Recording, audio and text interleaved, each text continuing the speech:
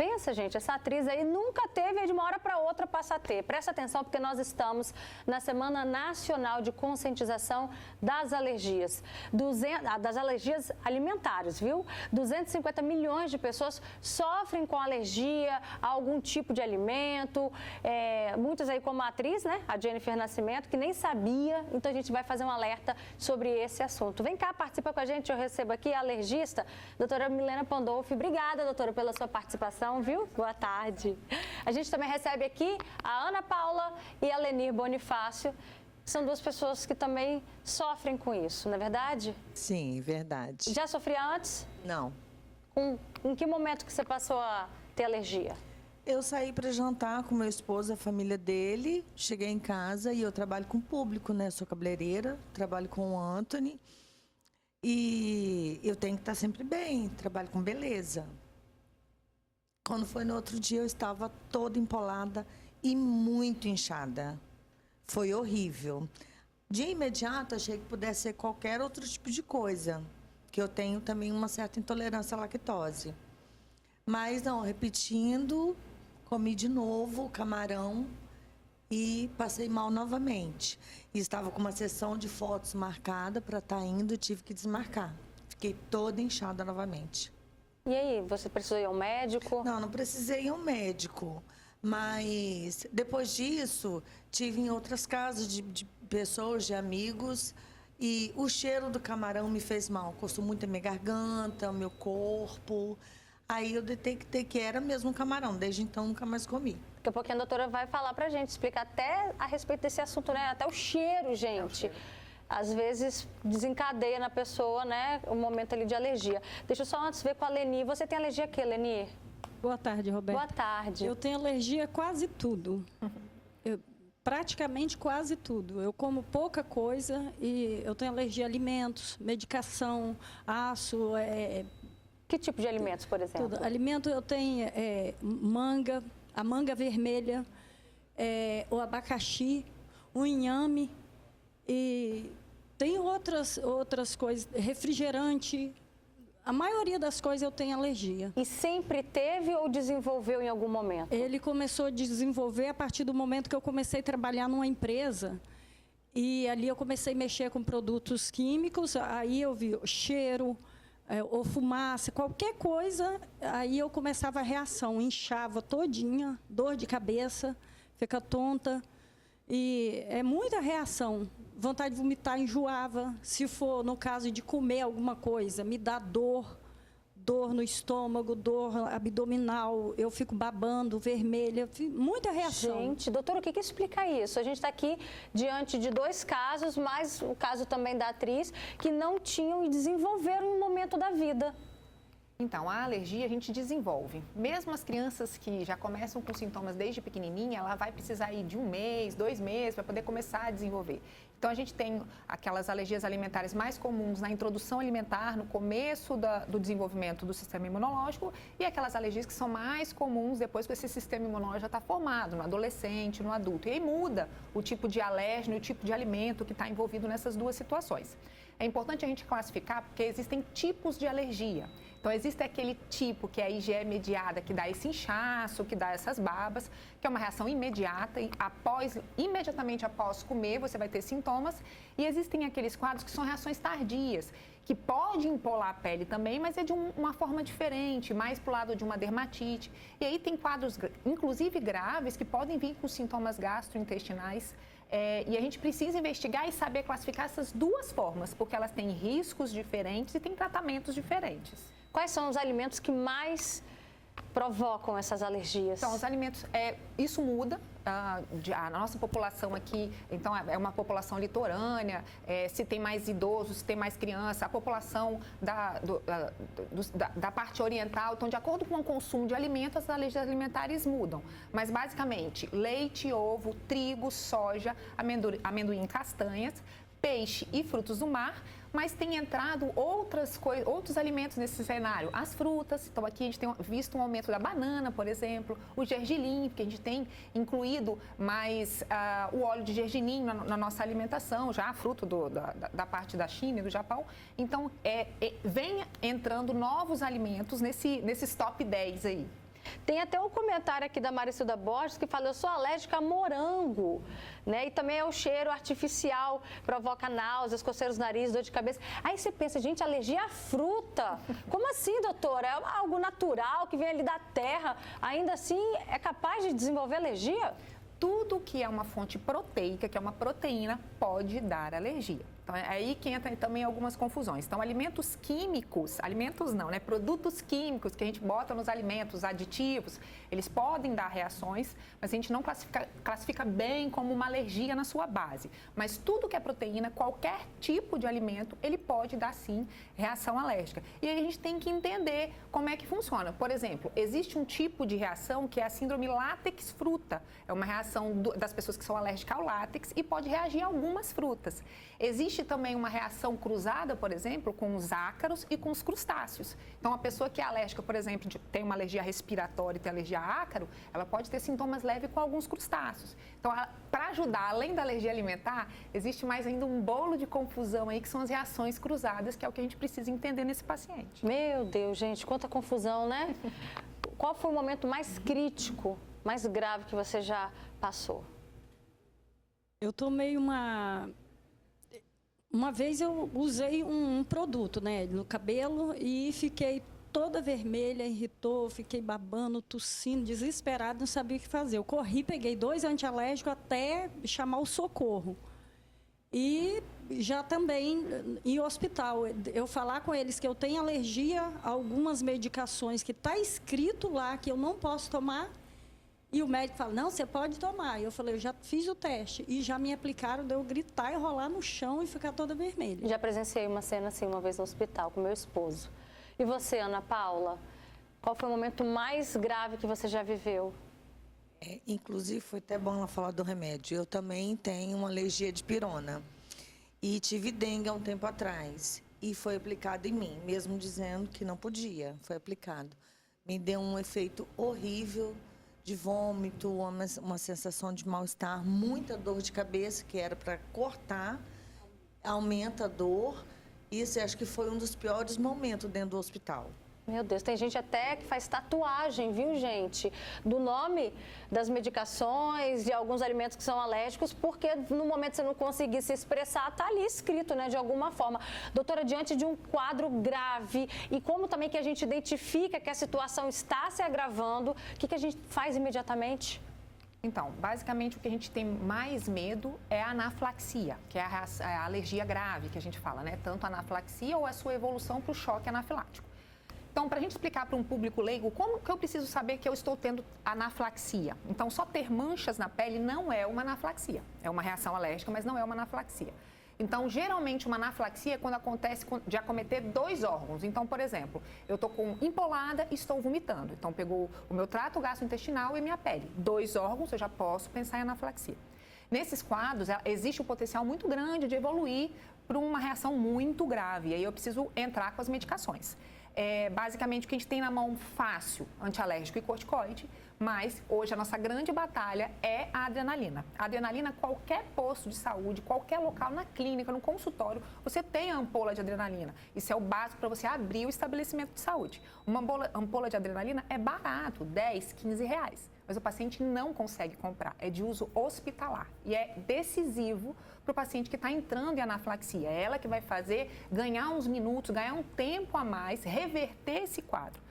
Qual é o tempo que a pessoa tem? Existe essa estimativa de tempo? Estou entrando num quadro grave, em até quanto tempo eu tenho que estar no hospital para tomar essa medicação? Não tem, porque cada paciente pode evoluir de um jeito. Pode ser muito rápido, minutos até meia hora, 1 hora, né? E hoje existe no nosso mercado mundial aí uma caneta injetora, que a gente chama de adrenalina autoinjetável. O paciente pode portar um dispositivo com a dose própria, isso. Essa caneta que você trouxe aqui, né, doutora? A adrenalina autoinjetável. Mostra aqui para aquela câmera. Só que essa caneta a gente não encontra na comercialização ali, ó. Fechou ali a imagem. Isso aqui, ó. A gente não consegue comprar em farmácia hoje somente via importadoras. Então, tem que ser empresas que importam essa medicação de fora. porque a gente não teve ainda a liberação, a gente já está tendo uma movimentação para ter essa liberação pela Anvisa, mas o dispositivo não é liberado. Você só consegue a liberação da ampola, mas o paciente não consegue comprar e nem é o recomendado o paciente ter a ampola, porque é muito difícil você quebrar, puxar a dose, aplicar. A caneta autoinjetável, a adrenalina autoinjetável, você faz por cima da roupa. Você faz na hora, você pegou na mão, você faz na hora a dose que você precisa, que vai fazer... Salva vidas, né? Vai salvar a sua vida. Exatamente. Olha só, a Jéssica Mota mandou pra gente a foto dela. Ela tem alergia, gente, a salsicha por conta do corante amarelo. Olha isso, ela disse, né, que começou a dar alergia tem mais ou menos 2 anos, tem alergia à salsicha e é tudo relacionado ao corante amarelo. Fiquei assim na primeira vez que tive. Olha isso, doutora. E quem tem alergia a corante, não quer dizer que seja todos os corantes, né? Tem, de repente, determinada cor. Hoje, o corante artificial, ele não é uma proteína. Então, a gente não considera bem uma alergia alimentar, porque a base, o mecanismo de ação é diferente. Mas sim, tem pessoas que reagem a aditivos alimentares, não só o corante amarelo, como outros aditivos, e faz reação muito parecida com a reação alérgica. Existem formas da gente identificar e diagnosticar e testar isso daí. É importante saber, porque você entendendo onde está seu risco, hoje, a única prevenção é você não comer, você não entrar em contato. Então, sabendo onde está o seu risco, você vai poder tomar os seus cuidados. Mas isso para aquela pessoa que já tem sabe. esse histórico. Exatamente. Você imagina, você está viajando, você está de férias, para a gente que mora no litoral, né, a gente banhado pelo mar, você pensa o quê? Vou sentar aqui num quiosque, comer um peixinho, comer um camarãozinho, né, Leni? Não dá para pensar assim, dá medo, né? A Maricilda até expressou aqui esse medo que ela falou que ela tem, né? Ela tem vontade de comer, às vezes ela fica com medo. A Luciana Quintela fala, eu tenho muitas alergias, né? Recentemente com pimenta. Ela comia muito, porém há 3 anos fechou a garganta, quase morreu. Uma pimenta pode fazer isso? Sim, a pimenta, ela é uma proteína, né? É mais raro. Você também tem alergia à pimenta? Entra nos alimentos mais raros, mas sim, pimenta, orégano, qualquer proteína, qualquer tipo de planta, você pode ter alergia. É mais raro. Nem sempre a gente consegue identificar logo de primeira como um leite, ovo, que é mais fácil, você tem exames fácil, mas sim, qualquer fonte proteica, qualquer proteína, você pode ter alergia sim. Lembrei agora do caso de uma jovem que a gente noticiou aqui no programa, que ela simplesmente cheirou a pimenta, está internada. Até hoje, né, minha diretora? Ela saiu. Adriana Marques está aqui lembrando, em estado grave. Até hoje, já tem mais de 1 ano que esse caso aconteceu. Teve sequelas. Quais são as sequelas, doutora, que pode ficar? Então, o grande problema, a alergia em si, ela não deixa sequela, né? O que deixa sequela é a má oxigenação, né? Você não ter um atendimento correto, fecha a garganta, baixa a pressão e aí você não vai ter, como se você tivesse um choque mesmo, choque por qualquer outro motivo. Então, a sequela é da dificuldade de oxigenação por decorrência do choque anafilático. Gente, tem uma galera aqui com alergia. Você também sofre com isso? Manda pra gente, tá? Tem aqui o comentário da Rose Santos falando que teve um choque anafilático na hora da cirurgia por conta do látex. Também tem um comentário aqui da Nilda Bernardo, falou que ela é alérgica a açaí e a dipirona. Já quase morreu por conta de um açaí. Também tem mais comentários aqui. A Maricilda falou que já aconteceu em relação a medicamentos com ela, quando ela foi à UPA. Falou que era alérgica a ibuprofeno e a dipirona, a enfermeira aplicou cetoprofeno, né? Deu edema de glote, correram com ela para dentro de novo do hospital, aplicou antialérgico, enfim, né? Doutora, eu queria que você explicasse para a gente a respeito desses dispositivos que a senhora trouxe. O que a gente pode contar hoje, né? O que tem a favor das pessoas que sofrem com alergia? Então, o paciente ele tem que ter a sua alergia de fácil identificação. Então, pulseirinhas, hoje existe no mercado pulseiras tanto infantis quanto de adulto que a pessoa pode portar. Existe a possibilidade da tatuagem, mas tem outros dispositivos que você pode usar que não precisa ser tão permanente. Então, pulseirinhas que você pode colocar identificando a sua alergia a remédio, a sua alergia alimentar, para poder justificar o seu cartão. E eu gosto muito, eu trabalho com o cartão do alérgico para ele botar no documento, porque se acontecer alguma coisa com você, a pessoa vai pegar seu documento, vai ver a sua alergia. É importante o paciente que já é alérgico, ele tem um plano de ação, é uma receita do médico falando o que ele tem que usar, o que ele tem que fazer em cada situação. Porque a alergia ela não é de uma forma só, ela pode apresentar de várias formas. Então, se ele tiver um quadro, por exemplo, de uma asma, de uma falta de ar, como causa da alergia, o que eu devo fazer? Se eu empolei a pele, o que eu devo fazer? Então, você ter um plano de ação, isso pode ajudar a manejar essas crises alérgicas. Vamos fazer um alerta? Quando a gente, às vezes, está ali na pracinha, aí tem um monte de criança brincando, você está ofertando um biscoito que é do seu filho para outras crianças, às vezes até a fruta, tá vendo? A fruta que a gente pensa que é inocente, não pode dar. A gente vai saber se a outra criança tem alergia? Então, para com essa mania de dar comida para a criança dos outros, né? A gente precisa prestar atenção nisso. A conscientização, eu brinco que a conscientização não é para o paciente alérgico, ele já está muito bem conscientizado. A conscientização é para a população não alérgica que convive com esse paciente alérgico. Então, um pouquinho só nesse paciente faz mal, sim.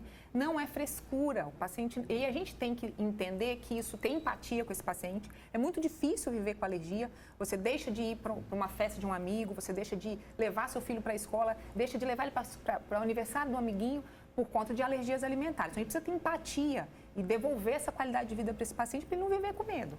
Inclusive, o meu chefe tem alergia, pimenta, biquinho.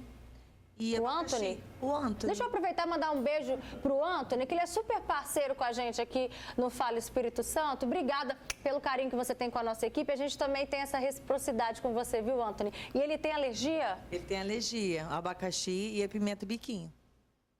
E uma aí, pimenta que vai em salada. por exemplo, ele que tem um salão, um ambiente fechado. Às vezes a pessoa vai lá oferecendo para ele um bolo de abacaxi naquele ambiente fechado, nem pensar, né? Não pode. Tá vendo só os cuidados que a gente tem que ter, gente?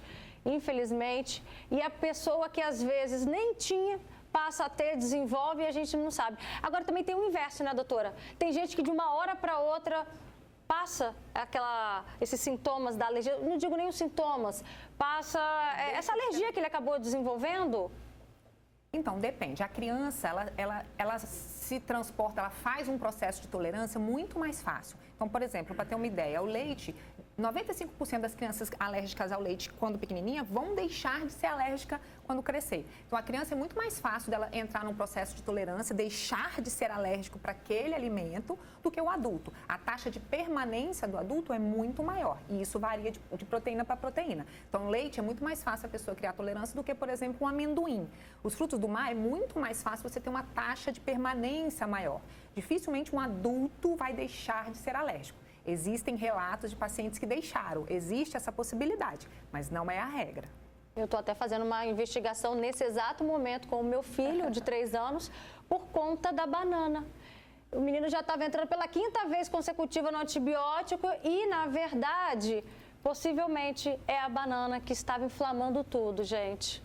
A criança ela é muito mais fácil de deixar de ser alérgica por conta do desenvolvimento do sistema imunológico. Agora, a gente está aqui falando dessa relação das crianças e tal. Tem alguma relação genética? De alergia alimentar? É. Hoje, a alergia alimentar ela já entra no pacote das doenças atópicas. Então, o paciente que antes era rinítico, asmático, tinha dermatite atópica, hoje a alergia alimentar entra nesse grupo como uma marcha atópica. Diferente do adulto alérgico, a criança alérgica ela já entra na marcha atópica, então pode ter uma relação, essa hereditariedade com os pais. A Nilza Bold te manda pra gente um comentário interessante. Eu estou com uma alergia, mas não sei a quê, não sei o que é, eu fico toda empolada, já fiz exame, porém ainda não levei ao médico. Mas, doutora, não é fácil também, às vezes, a pessoa tá toda empolada, é um processo longo, né? Você descobrir a que é essa alergia. Durante a consulta, muitos sintomas de pele que parecem alergia não necessariamente vão ser. Existem doenças, por exemplo, a urticária crônica é uma doença que empola, é a mesma urticária da alergia, só que ela aparece todo dia, sem desencadeante. E a gente vai precisar tratar essa doença como uma doença crônica e não necessariamente como uma doença alérgica. E é a mesma lesão, do mesmo jeito, só que a desenvoltura dela é diferente, entendeu? Então, a gente precisa entender como que se desenvolve esse padrão. Estou começando a desconfiar que eu estou com alergia a determinado alimento. Qual é o período mínimo que a gente precisa suspender para a gente iniciar essa certeza? Então, reações, igual ela mostrou, de inchaço nos olhos, o angioedema, de baba, né? O leigo chama de baba, que são as urticárias. Elas são reações imediatas. Geralmente, até 2 horas no máximo após consumo do alimento. Mas existem outros tipos de reações que são reações tardias, que pode aparecer até no outro dia. Então, a gente precisa entender o tipo de reação para saber o tempo que foi de consumo para a gente pensar no principal alimento, entendeu? Conviver com a alergia é ruim assim? O Não tempo é inteiro fácil. tendo que evitar. Tem que evitar, porque... E o medo de morrer? É tão difícil. Eu já fui parar várias vezes, fiquei 9 dias internado e os médicos, nenhum descobria nada. Aí eu falei que estava bem para mim sair do hospital e paguei um teste de alergia, um teste de contato. E foi aí que eu descobri que eu tinha alergia a quase tudo. Olha só como é que a gente depois tem que mudar o nosso estilo de vida, né, para ter mais qualidade.